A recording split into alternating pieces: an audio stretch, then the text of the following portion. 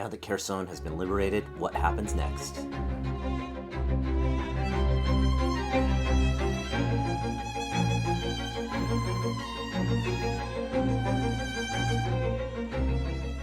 Wow, what a week, and what great scenes coming out of Kherson.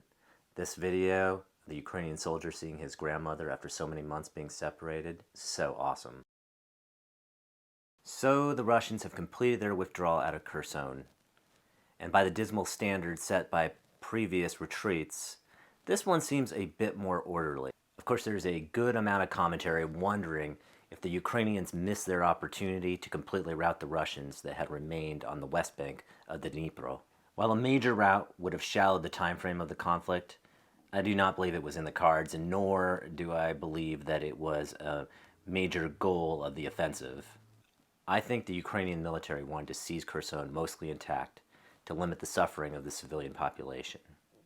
This achieves the Ukrainian political goal of regaining the captured territory without looking like they're just as bad as the retreating Russians. Additionally, getting into a slugfest in an urban environment would have generated a lot more Ukrainian casualties. Pushing them out of the city in advance of the oncoming cold weather was probably the optimum outcome. Speaking of cold weather, it's coming.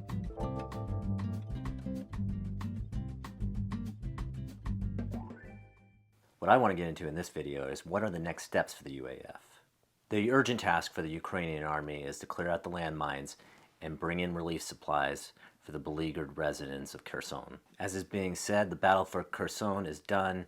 The battle for Crimea is next. Yeah, it's not going to happen overnight. It may not happen till spring, but the Ukrainian army will begin to prepare the map for the next offensive immediately. But then the question, what is the next move? The Russians have been digging in on the east bank of the Dnipro for at least a month, and they have blown the bridges to cover their retreat. It seems unlikely that an immediate effort to re-bridge the Dnipro will be taken. As many military technicians have noted during the failed Russian attempts, bridging a river under fire is very difficult. It requires heavy suppression of enemy forces and exquisite synchronization of combined arms, effective deception, and highly trained bridging engineers that have practiced this dance many times. The other reason I don't expect to see a bridging operation is they really don't need to. The Ukrainians have the ability to cross over to the West Bank and Zaporizhia. This can be done with a lot less risk and closer to some big prizes such as Melitopol. When the Ukrainians take back Melitopol and Mariupol, that will sever the so-called land bridge that the Russians formed connecting Donetsk to Crimea.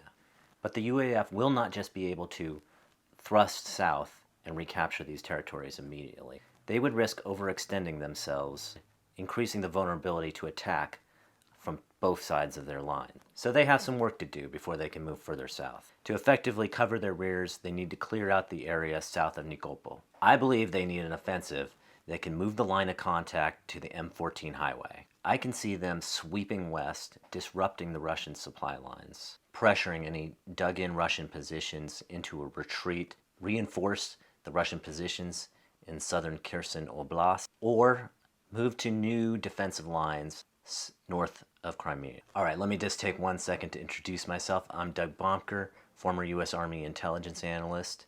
Spent some time wearing that red beret. Yep, that's me. After going back into civilian life, I worked for a number of federal contractors in a counterintelligence capacity. For these videos, I hope I can use my experience to bring a little light to the situation in Ukraine. Alright, that's all you get about me for now. Might tell you a little bit more later. Please take a moment to like and subscribe. Alright, now back to the discussion. So there have been many reports of the Russians digging in on the east bank of the Dnipro. And that doesn't hurt, but here's the thing. It's over 400 kilometers long.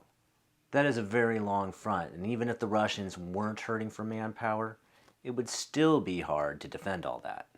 It looks like Putin really wants to hold his ground in South Kherson, and this could be for a number of reasons. Kherson has always been viewed as a gateway for further capture of Ukrainian southern coast. Until the Russians hit the brick wall that was the Ukrainian armed forces, there were high hopes for capturing Odessa. That will never be on the table unless they hold Kherson. Another reason is the Dnipro feeds Crimea its water supply. After the invasion of Crimea in 2014, the Ukrainians cut off the water supply, and the Russians don't want that to happen again.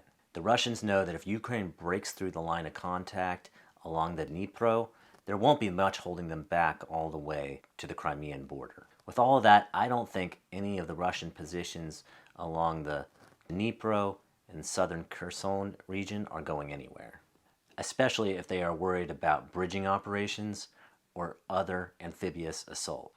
I think if nothing else, the Ukrainians will want to fix those Russian positions as they start sweeping in from the east.